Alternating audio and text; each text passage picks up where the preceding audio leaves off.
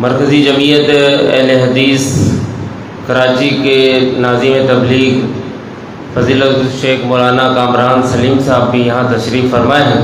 ان سے میں درخواست کروں گا کہ وہ یہاں اسٹیج پر تشریف لے آئیں. اسی طرح مولانا رفیق سلفی صاحب سے بھی میں درخواست کروں گا کہ وہ اسٹیج پر تشریف لے آئیں. استحکام پاکستان سیمینار، پاکستان کا استحکام سیاسی استحکام اس ملک کا، اور پھر مضبوط ادارے ہوں تو ہی ایک کامیاب اور مستحکم پاکستان پروان چڑھ سکتا ہے. ریاست کے عمومی طور پر 4 ستون ذکر کیے جاتے ہیں. ایک مقننہ جس میں قومی اور صوبائی پارلیمنٹ شامل ہے، سینٹ کا ادارہ بھی اس میں شامل ہے، یہ مقننہ ہے. اس کے علاوہ دوسرا ستون وہ کسی بھی ریاست کا قانون نافذ کرنے والے ادارے ہوتے ہیں.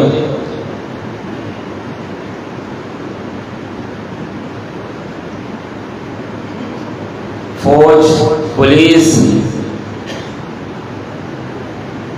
اور اسی طرح سراغ رسانی کے جو ادارے ہوتے ہیں، یہ دوسرا ستون ہوتا ہے.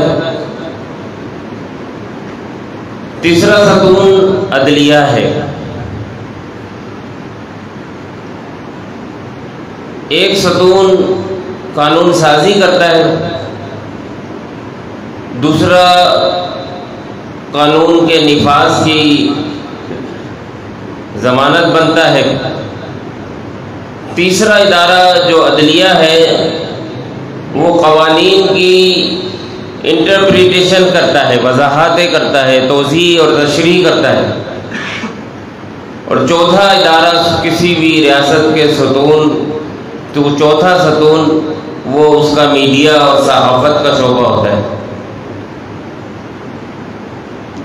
ہمیشہ سے استحکام پاکستان کے لیے ضرورت رہی ہے کہ ہر ادارہ اپنے اپنے دائرۂ کار میں اپنی خدمات انجام دے، اپنے اپنے دائرے میں وہ خود مختار ہو. تب کہیں جا کر جب وہ اپنی ذمہ داریوں کو احسن طریقے سے انجام دیتے ہیں تو ایک ترقی یافتہ اور مستحکم ریاست تشکیل پاتی. پاکستان میں جو یہ ستون ہیں، بدقسمتی سے انہوں نے اپنے اختیارات سے تجاوز کیا ہے. مقننہ کو موقع ملا تو اس نے پاور حاصل کرنے کی کوشش کی اور اس نے دوسرے ستونوں کو پیچھے دھکیلنے کی کوشش کی.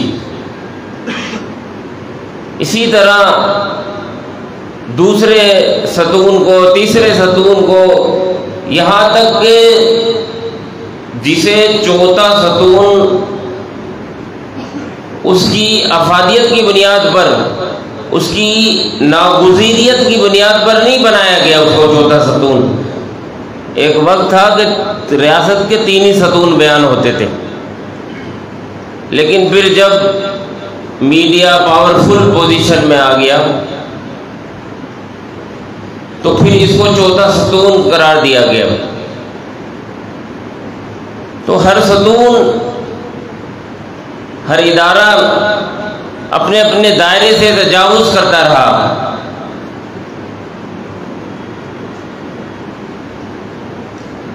اس وقت ایسی فضا بن گئی کہ ریاست کا جو دوسرا ستون تھا، فوج، اعلیٰ عدلیہ اور اس کے متعلقہ ادارے،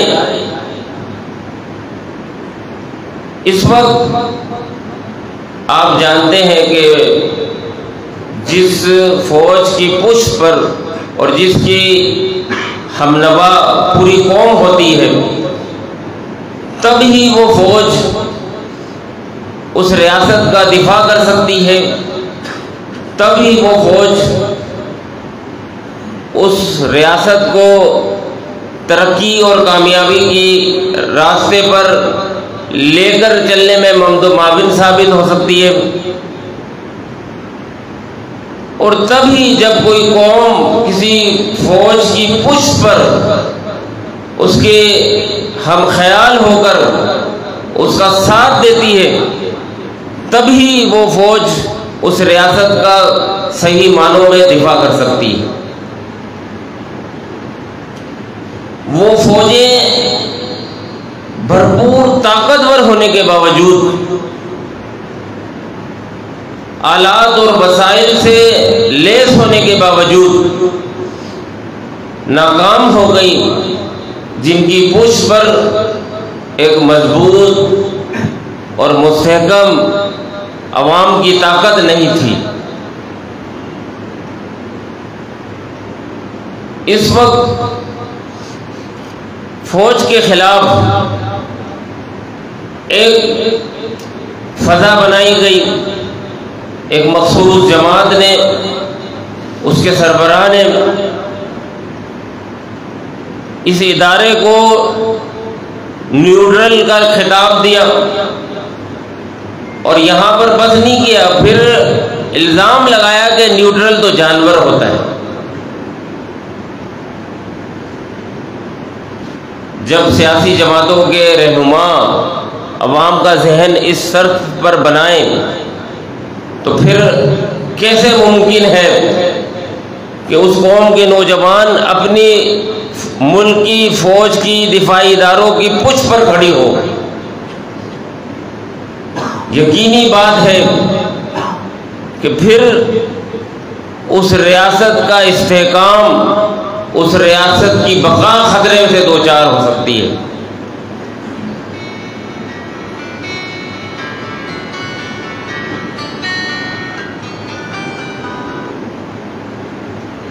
اسی لیے ضرورت اس امر کی تھی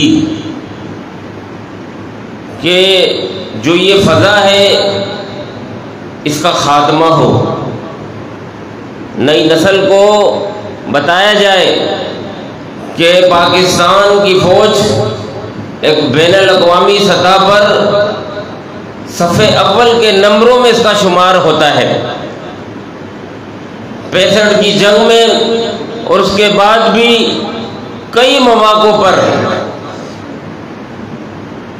کارگل کا مرحلہ درپیش ہو یا کشمیر کے دفاع کا معاملہ ہو، افغانستان کا محاذ ہو، ہماری فوج نے وہ قابل ذکر کارہائے نمایاں انجام دیے ہیں کہ جو سنہری حرفوں میں جس کو بیان کیا جاتا ہے، ایک سپاہی نے 65 کی جنگ میں لگاتار 3 طیاروں کو دشمن کے ایک ہی حملے میں نیست و نابود کر دیا تھا، تباہ و برباد کر دیا تھا۔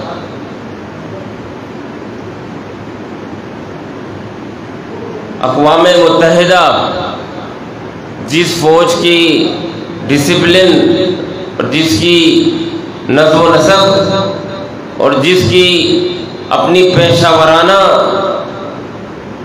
ان کی مہارت کی جو تعریفیں نہیں کرتے نہیں تھکتے، اس فوج کے خلاف نئی نسل کے جوانوں کو بدگمان کرنے کے لیے ایک منظم سازش کے تحت کوشش کی گئی۔ ہم اپنے اس اجتماع میں، سیمینار میں جمعیت علماء اسلام کے کراچی کے امیر محترم جناب قاری عثمان صاحب کو خوش آمدید کہتے ہیں۔